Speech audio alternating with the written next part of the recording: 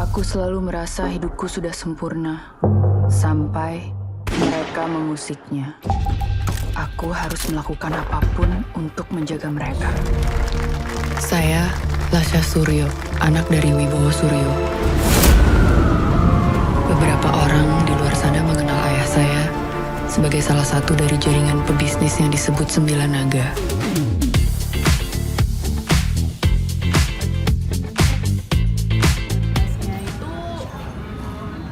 Dia kan sebenarnya ibu rumah tangga aja gitu, tapi dia berhasil melakukan sesuatu yang tidak disangka-sangka gitu. Dia di dalam cerita ini dia tuh dihadapkan dalam sebuah kondisi yang dia harus belajar cepat dan bereaksi cepat untuk bisa melindungi keluarganya, dan untuk melakukan itu dia tuh kayak harus masuk ke dunia gelap bisnis Sembilan Naga, bisnis bapaknya sendiri yang dia juga baru tahu ternyata part of Sembilan Naga gitu. Dan itu kan dunia yang sangat maskulin, dunia yang biasanya jarang ada ceweknya gitu. Terus ini ibu lagi, jadi kayak wah dia pasti learning curve banget gitu. Tapi di cerita ini kita bisa melihat dia karakter development cepat sekali, dan menarik sekali melihat Lasha di ujung cerita bisa mengambil kendali dalam situasi.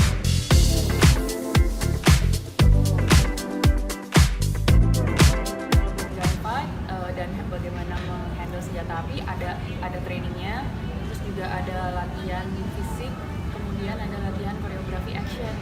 Jadi ada banyak sih latihannya, kurang lebih sebulanan gitu kali ya. Tapi juga sambil kita syuting, di sela-sela syuting kalau lagi break kita latihan action, jadi lumayan kayak padat banget. Ini lumayan produksinya cukup lebih panjang daripada serial saya sebelumnya, jadi ini lumayan sangat rigorous sih, mengambil waktu dan tenaga saya. Terus habis itu ada cederanya, waktu itu saya pas kerekam kamera lagi, jadi agak bodoh sih sebenarnya, jadi ada yang kepleset.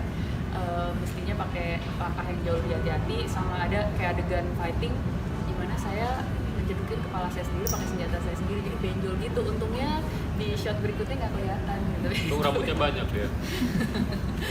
Tapi buat yang tahu aja gitu, di lokasi kelihatan gitu kayak benjol yang bener-bener gede.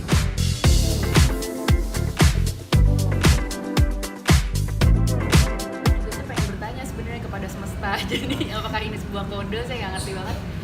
Saya beberapa kali bersyukur sekali sebenarnya dapat peran-peran dengan karakter-karakter yang kuat banget, dan selalu membicarakan tema isu women empowerment. Apakah ini sebuah sindiran keras dari semesta kepada diri saya yang dalam kehidupan nyata masih perlu bertanya-tanya dan membuktikan pada diri saya apakah women empowerment itu benar-benar bisa diwujudkan. Mungkin, tapi ya saya bawa aja, saya ambil aja semua pelajarannya supaya saya juga bisa berkembang sebagai seorang pribadi.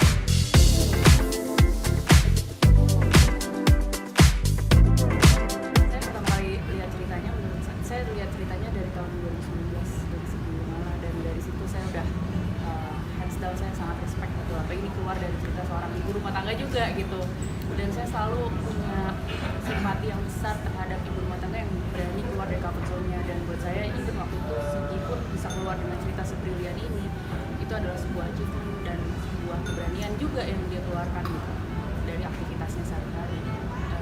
Saya udah suka banget, dan kemudian seiring dengan berjalannya waktu ini ceritanya ternyata makin berkembang lagi, di handle oleh Ivi, dan kemudian juga dibantu oleh produser Bapak Timo ini dan juga Pak Tommy. Akhirnya cerita jadi sangat padat, sangat semakin tebal setiap karakternya, dan semakin jelas kenapa karakter ini melakukan hal-hal yang dilakukan dalam cerita ini. Menurut saya cerita ini jadi sangat make sense dan sangat-sangat urgent untuk perlu diceritakan dan di-share ke masyarakat. Jadi saya sangat amazed dan kagum sama tingkat kolaborasi dari proyek ini. Saya bangga banget bisa menjadi bagian dari proyek ini. Terima kasih. Saya juga ikut dengerin aja kok ini. Baru terpana melihat dia.